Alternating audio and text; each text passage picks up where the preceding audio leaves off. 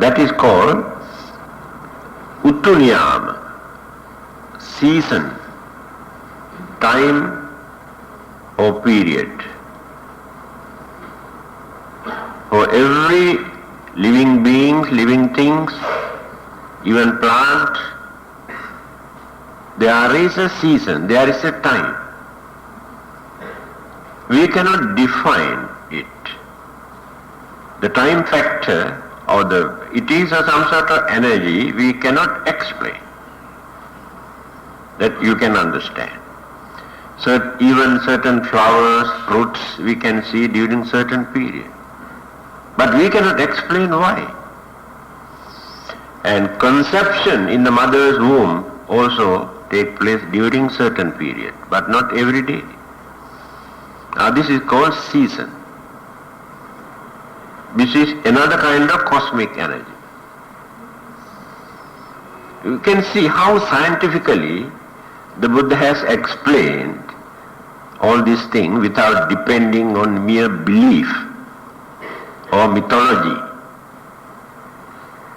Then the last one is the most important thing that people cannot understand at all.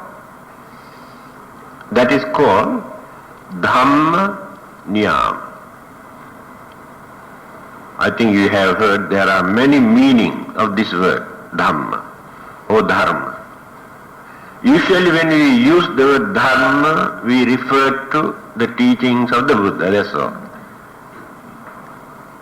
Here, Dharma is entirely different subject. Then why do we introduce the teachings of the Buddha as Dharma? Is there any meaning? Why? What does it mean? Dharma means natural occurrence. This is the meaning of this word Dharma. Not created by anybody. No one can create the Dharma. No one can destroy Dharma. And no one can change the Dhamma. Natural occurrence. Since the Buddha has explained very clearly how this energy or this nature take place due to certain circumstances, his teaching is known as Dharma. So that means Dharma is not created by the Buddha, not created by any God. Dharma exists. That is what he says in his teaching, whether the Buddhas appear or not, the Dharma exists. It is true. But others cannot understand the real nature of this Dharma. Therefore they create their own imagination. They say this is God, will of God, act of God. This is the way how they introduce Dharma.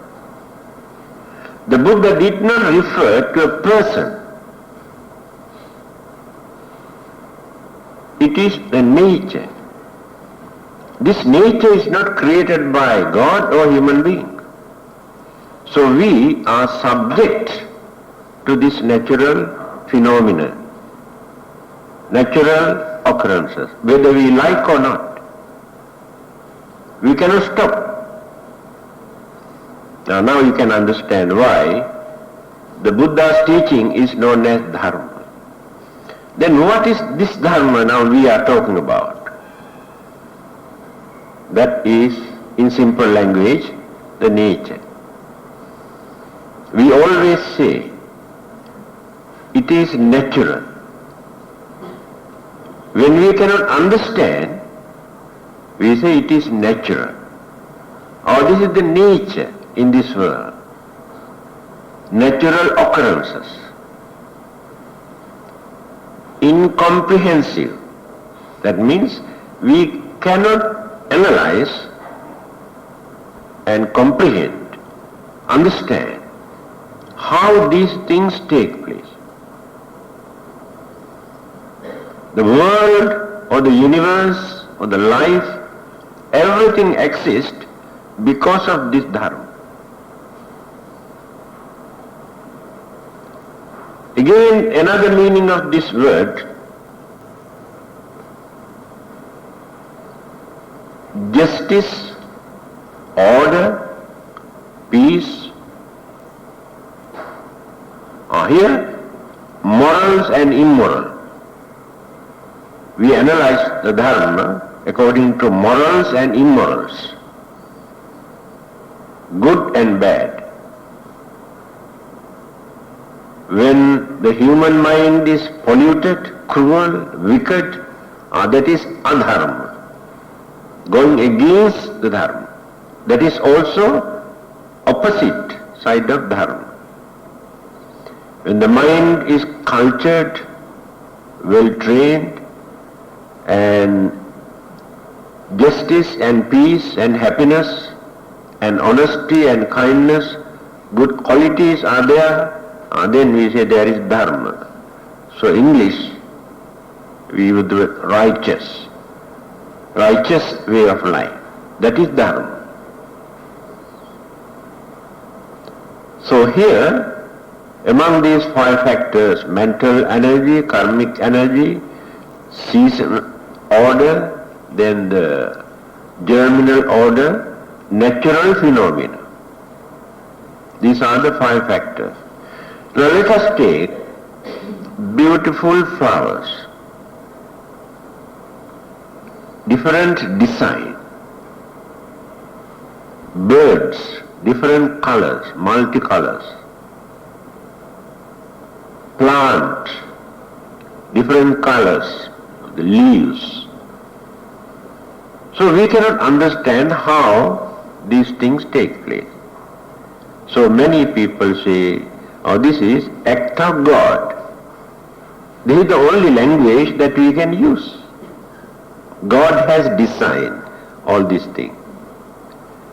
Then others are then what about ugly, dirty, wicked thing? Who designed all these things? The nature is unbiased. Natural occurrences are not in our favor always. Certain things are unfavorable, certain things are favorable. And now let us take earthquake, volcanic eruption, natural, that is dharma. So when we cannot understand how this happened, is the act of God or act of devil, this is our interpretation. Then sunlight. Life exists on this earth because of the sunlight. Otherwise no one can survive, no plant life also. That is dharma, it is natural. Then others say God created all these things. Then wind. Without wind we cannot survive, we cannot breathe. Then gravity. Then the rotation of this globe. If this one stops for 5 minutes, I don't think we cannot survive. Then who does this?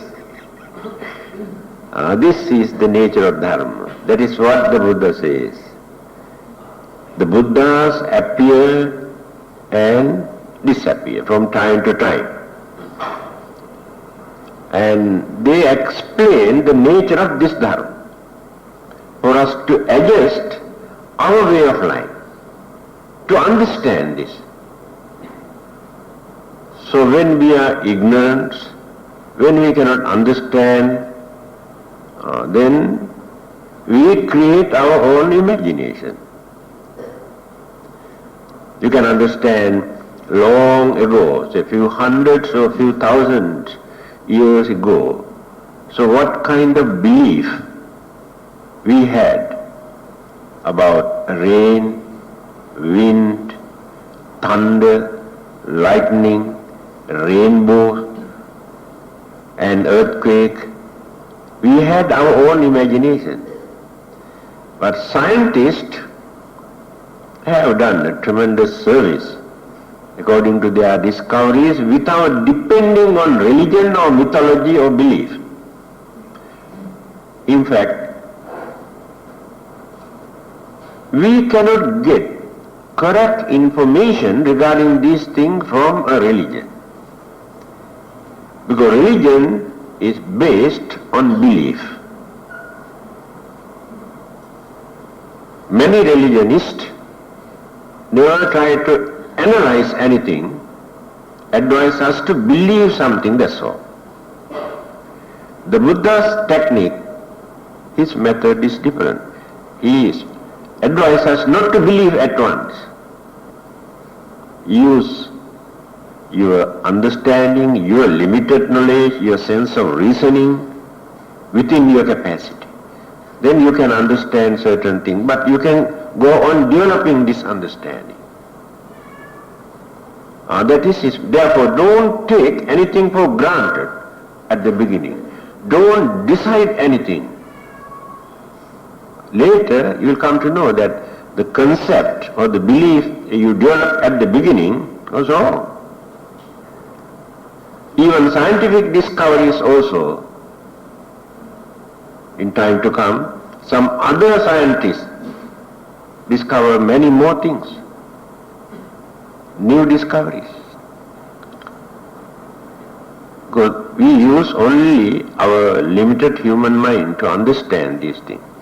So dharma consists all these natural occurrences in this world. So the influence of the natural phenomena is very important factor here. This is a very subtle issues that others introduce or interpret as God. The concept of God originated in the man's mind because of this. Later, they transformed, molded a figure and given the name as God. So we cling to this belief, then start to pray. Because we want the God to change the worldly conditions and the nature according to our favor, to gain our satisfaction. That is why we pray. But if you can understand these things properly, not necessary to pray. Because we know certain things are unavoidable. That means no one can escape. Praying or worshipping, no one can escape. Certain things, by knowing this situation, can avoid, can escape. Certain things, by using our common sense and understanding, we can overcome. That is the advantage of this knowledge. So when the life is originated with the cooperations of these 5 factors, then going on developing, say in the mother's womb, but still all the mental faculties, 5 senses are not there. It will take some time to develop. Then start to grasp object from outside. Then the senses start to work. The mental pollution, accumulations of good and bad karma start from there. Because having seen or heard, we get an object. If that one is very fascinating, attractive, beautiful thing, then we develop craving. If that one is very ugly and filthy and dirty thing, we develop hatred. We started polluting our mind because of these objects. Later, that mind itself, without any external object, develop these things in the mind due to previous experience. When we are alone, without taking any external object through our senses, mind itself starts to work. Then sometimes we develop hatred, jealousy, anger, greed. We are going on polluting the purity of the mind at that time. Again, we also develop our kindness, we radiate our compassion towards others, and we practice a lot of patience and tolerance and kindness. And then we cultivate some virtues in the same mind. These things become good karmas, the other things become bad karmas. Mind itself creates. Then we talk something by using either our polluted mind or purified mind. The words that come out from our mouth all come from the mind. Mind creates the sound vibration. And then, through this channel also we create good karma and bad karma. Again we want to do something. The mind is responsible for that. So if we do something by violating any of these dharma or principles, we create bad karma. We violated the dharma there. When you do certain things without violating any of these dharmas or principles, with good intention, without developing cruelty or cunningness or selfishness in our mind, then we create good karmas through our action. Now this is the way how we are going on accumulating karmas almost every minute. Even while we are sleeping also, we create dreams. The subconscious mind generates certain mental habits or concepts or beliefs that we have deposited in the subconscious mind. Then projects appear as dreams. In those mental activities, still there is hatred, there is craving, there is jealousy. Therefore our dreams also create bad karma. And good karma also on the other hand. But this kind of karmic energies are very weak, not very strong. Since we have not done deliberately or purposely, when there are no more strong karmas either to support us or to topple us, then some of these weak karmas get the chance to affect. So in dreams also we create karma. Then how can we escape? Then develop. So our radiation of loving kindness, we have to start from the very beginning.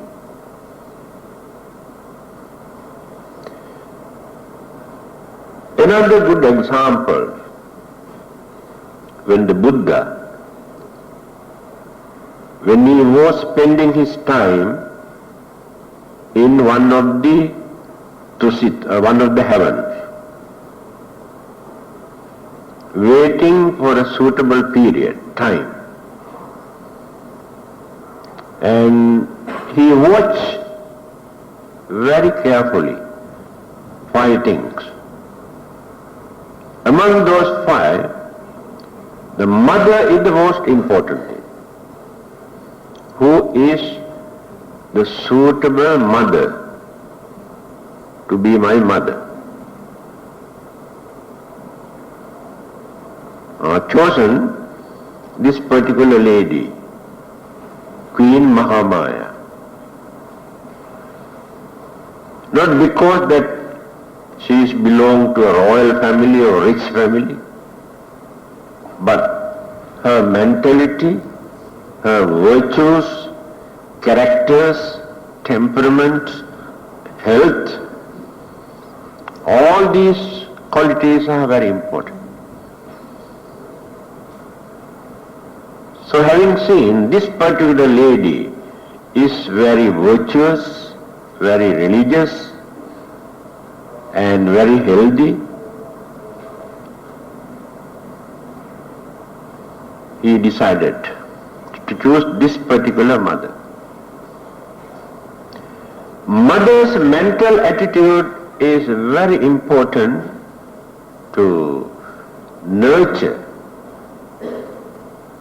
a baby from the very beginning of the conception.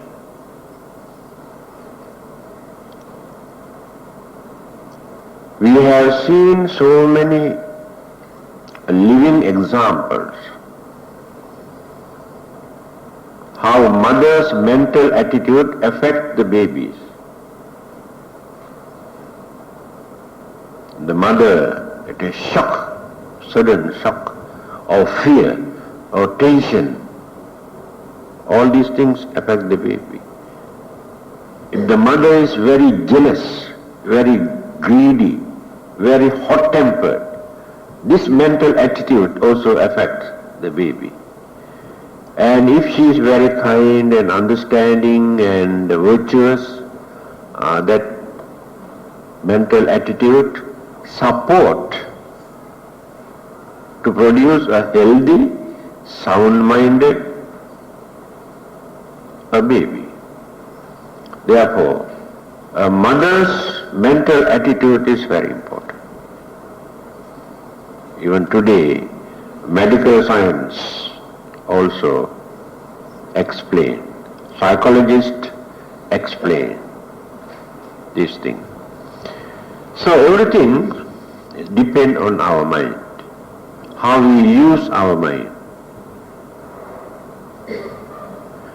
So our radiations of this loving kindness, we should not limit only to our family members or relatives or friends or our own nationality or our own countrymen, but to every living being, seen no unseen, known no unknown. That is called real loving kindness.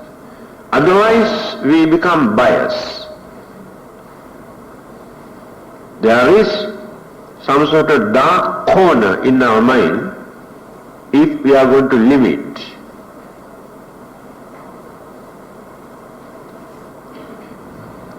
Those who are to be born. Scientific interpretation,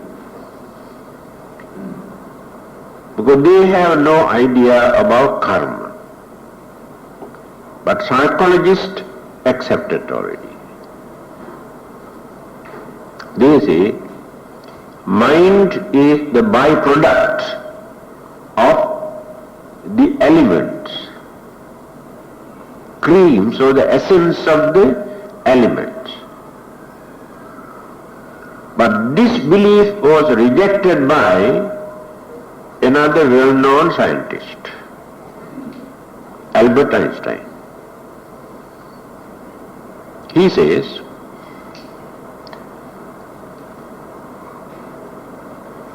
mind must come first, not the matters.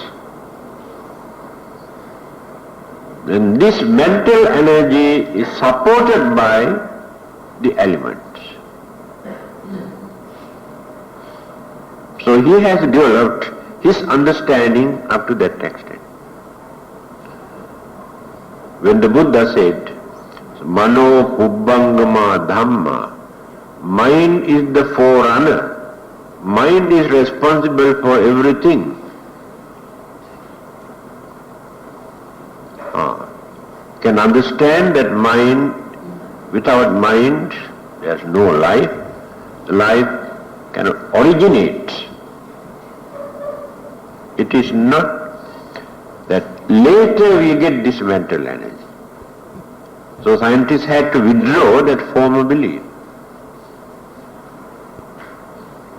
So, when we radiate this, what will happen? Earlier we have explained how to prepare our background to do that.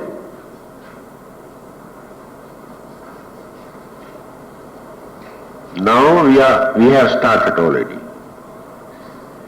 First thing, we maintain purity in our own mind. After that, whatever we reflect or project, radiate, others also experience.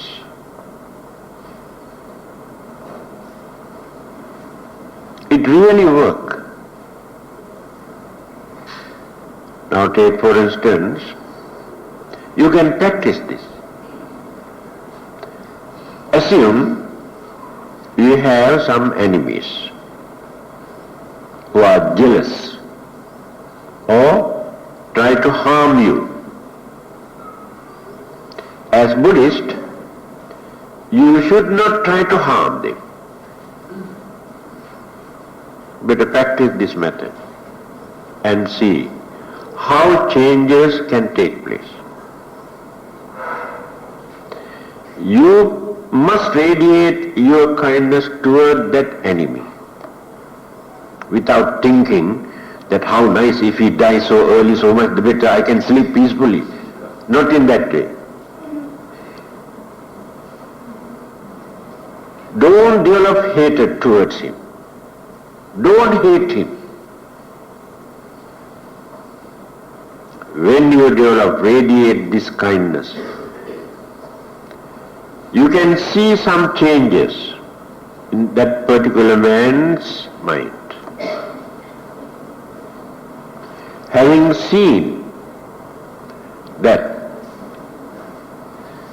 first you radiate and prepare the calm that mind. After that, if you can indicate something to this person without showing your sour face, he change his mental attitude. Then slowly he become very normal. It really works. Don't hate your enemies. So if you start your loving kindness only towards your friends and relatives by hating your enemies, it is un-Buddhistic. So this stanza says we have to develop this, those who are near or far, and seen or unseen, known or unknown, if not born or unborn, there is no limit. Next one. Next one.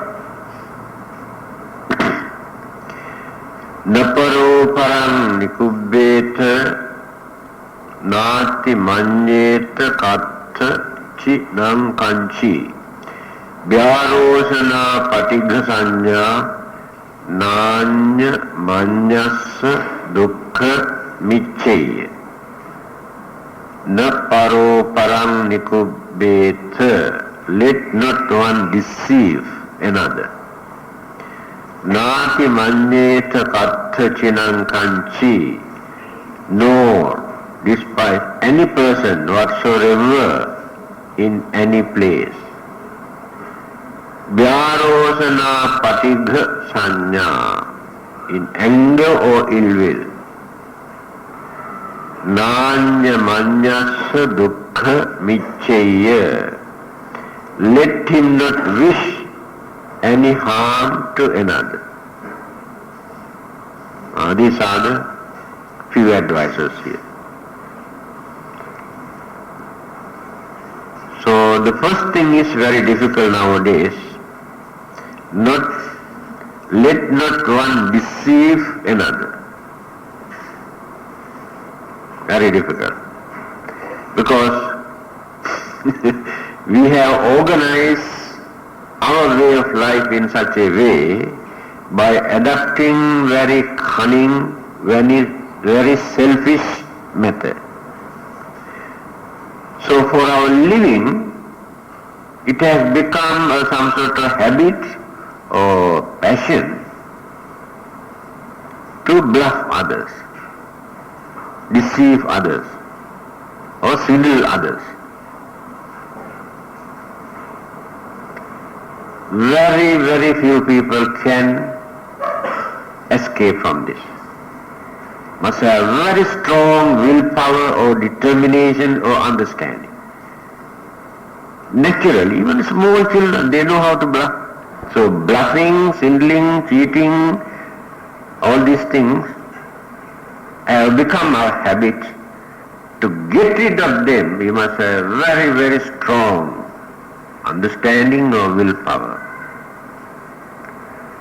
So if we cannot avoid this, it is difficult for us to radiate real loving kindness, because the mind is not pure. Then, so we should not disturb or accuse or harm or insult or abuse others with bad intention. Words itself cannot do that. Because sometimes we use very harsh word for certain things. If there is no hatred or jealousy or any ulterior motive in our mind to use such word, we don't pollute the mind at that time. It is not a bad karma for some other purpose, not for our own benefit. So we cannot take only words, mentality, mental attitude at that time. For what purpose? What is the intention? Then, anger and ill will.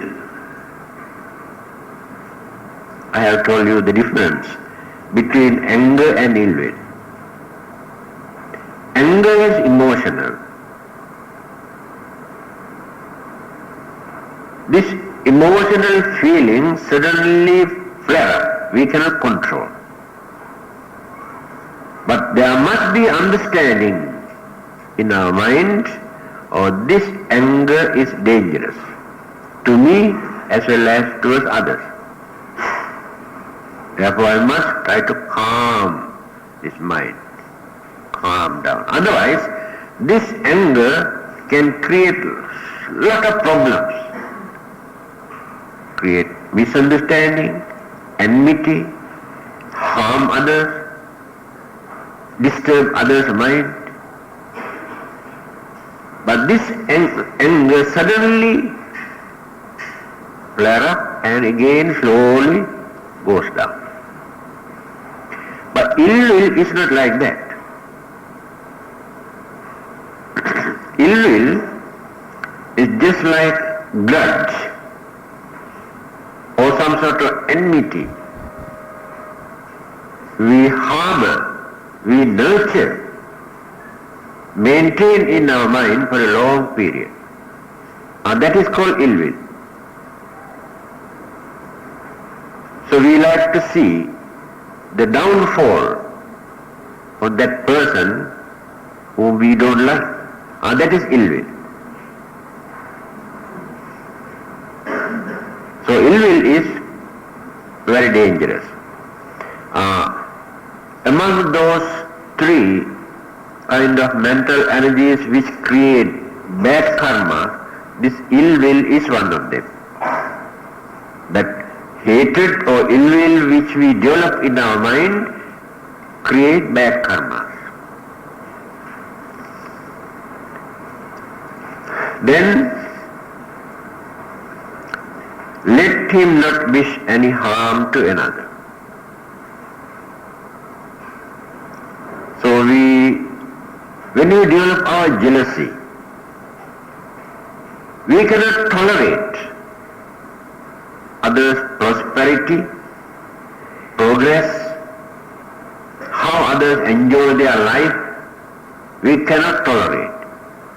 Then we are going on developing all sorts of evil thoughts in our mind, not knowing that we pollute our own mind, we create bad karma for nothing.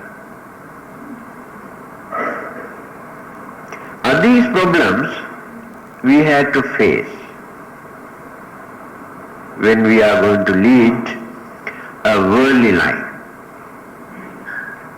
In the society, the worldly life, household life, in your work, in your business, earning, spending, enjoying, always these things get involved.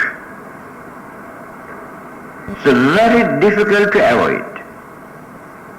You know these things are bad, even then doesn't work. That is why many people decide to renounce, get rid of this worldly life. Why? Sambadhoyam gharavaso. Gharavasa, household life. Sambadha, lot of obstruction, disturbances, difficulties. You can understand. There is no happiness in your mind. You have to tell lies to earn or your protection, protect your property or your family. All these are responsibilities, disturbances. Can you avoid? Can you stop? Impossible. It is true, the household life creates a lot of problems, difficulties, responsibilities, unhappiness, worries. No one can stop. But you are willing to face many of them, to carry on your way of life. But even then, you must know your limit, not to go to extremes. Then slowly you can go on reducing. So one day you can renounce. Keep away from all these responsibilities. Then the mind becomes very free. Nobody to disturb your mind now. You never create jealousy in your mind at that time. No reason. And you have no crazy attitude for anything. Renounce. The peace, happiness and contentment that they maintain during that period, nobody else can experience. Because nobody to disturb them. So we should not create such ideas to harm others, to deceive others, disturb others. Try as much as possible. Of course, you cannot become pure religious people overnight or suddenly change your attitude and renounce your worldly life. It doesn't work. But this understanding must be there in your mind. Then you know how to adjust, to avoid certain things or to overcome certain things and tolerate certain things. That understanding is enough. Then one day, when maturity and more understanding, more courage, more knowledge appear in your mind, then you know what to do. Next one.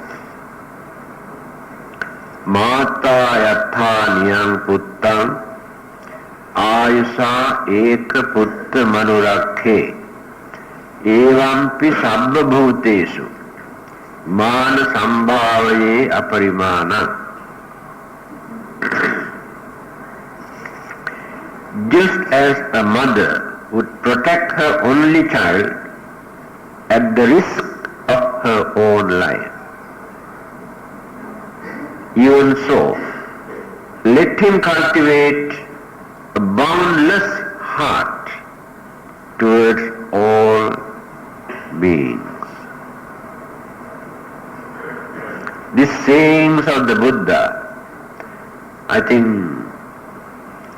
almost every other religions or scholars or philosophers also caught this one, these beautiful sayings of the Buddha. The nature of Buddhist loving kindness. Because it is very difficult for others to practice this. Just as a mother would protect her only child at the risk of her own life. It is true. A mother cannot develop the same love and compassion towards another child. Always there is limited kindness, compassion towards others. But towards her own child, even at the risk of her life, she can do that. But it is not imitation, not purposely created. That is intrinsic, natural. This is the nature of mother's feeling. A mother never gets fed up with her child. From the very beginning, ever since the conception, you can see how a mother had to suffer. But she tolerates all these sufferings and pains and ache and trouble with smiling face. Never hate the child. He knows the child is the cause of all these problems, but never hate the child. And at the moment, the critical moment, the mother gives birth to that child. Only mothers can understand. A man never experienced that. Man can talk, that's all. But she had the courage to tolerate. And after giving birth, after suffering for a long period, she never hated this child. You have created so many problems, I hate you. A mother never says like this. When the mother is the child's smiling face or crying face also experience happiness. This is the nature of a mother. Even animals, you can see, cats and dogs and other living, all natural. So, even so, let him cultivate a boundless heart towards all beings. So one day, we have to develop our kindness up to that extent. Just like the mother's feeling towards her own child, we have to develop our kindness towards every living being in the same manner. You know that famous parable, Buddhist story, I think you have heard even then, to explain the nature of the Buddha's compassion or metta or loving kindness.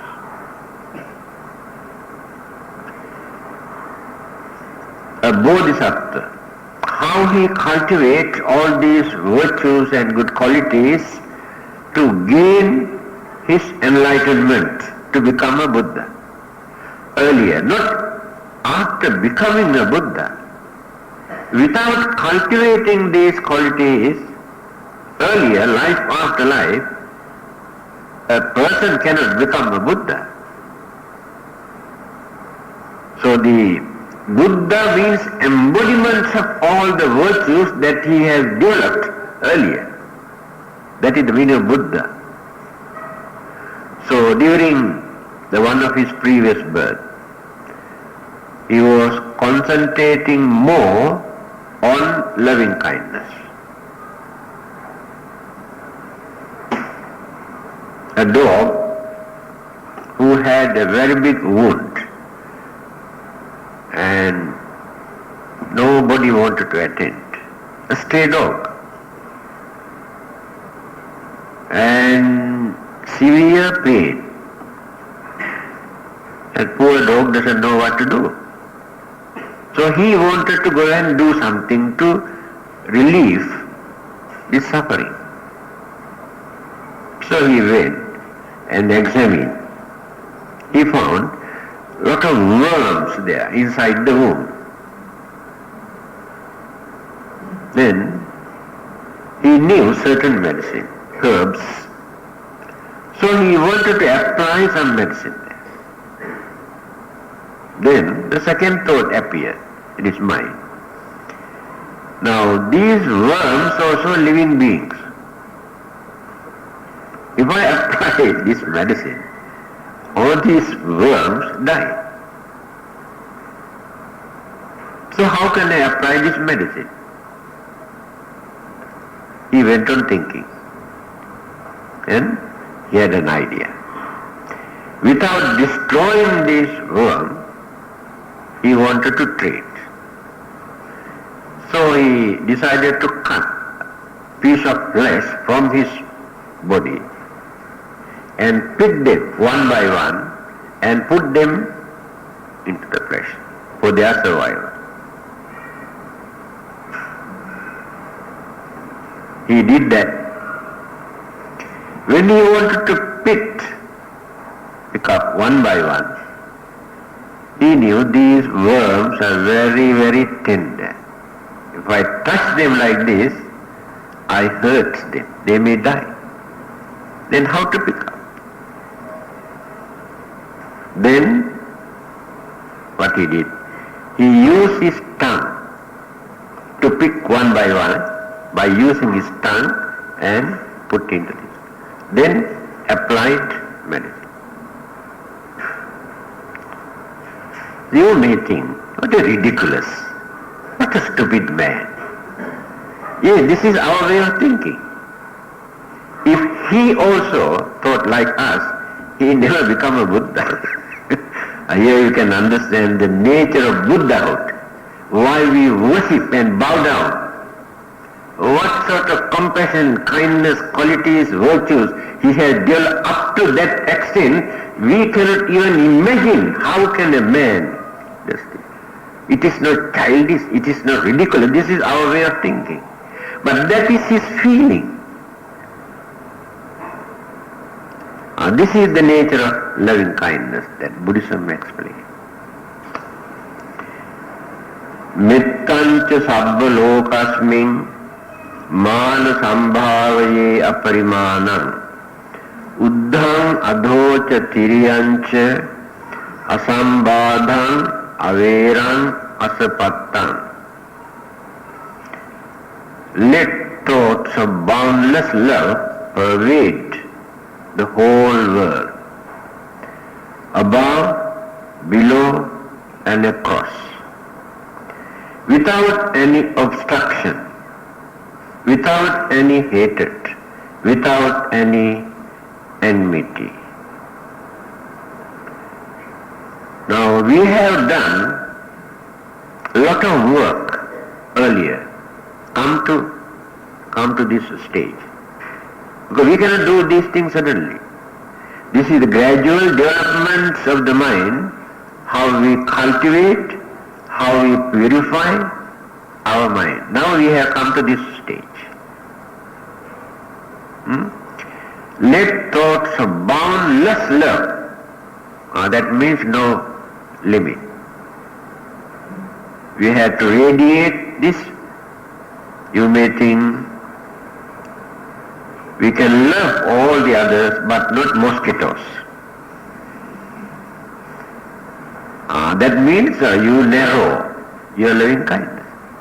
A housewife in the kitchen may think, I can love others but not rats and ants. Each and every person maintain, creates some sort of limit. But if we can tolerate the nuisance that others create, that is called real loving kindness. You should not love towards those who do not disturb you and hate who disturb you. It is not loving kindness. That is the difficulty. So, this kind of radiations of loving kindness, if we can develop in our mind, we do not know, we can change the whole atmosphere. When you read Chakravarti Sihanada Sutra in Majjhima Nikaya, I think I have explained this last year, how human mind change the atmosphere and disturb the rain and the wind and plant life and the rain. The mind can change all these things. The more we develop hatred, anger, jealousy, grudge and ill will, all these, the evil forces that we radiate from here change the atmosphere.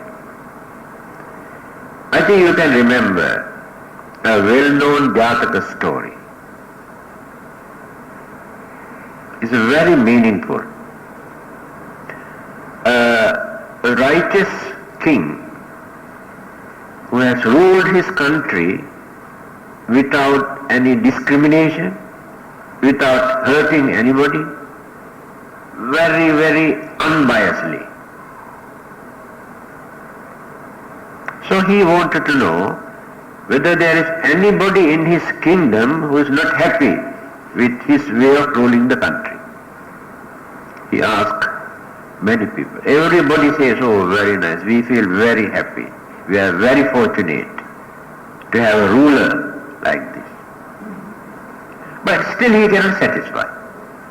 He thought, in front of him, people don't like to reveal his weaknesses, so he wanted to find out. So what he did, he disguised himself as an ordinary man and went out. So when he was going,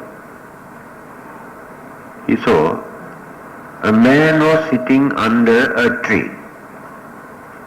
So he went to this man and started to talk. When they were talking, this man who was seated under the tree gave him fruits from the same tree.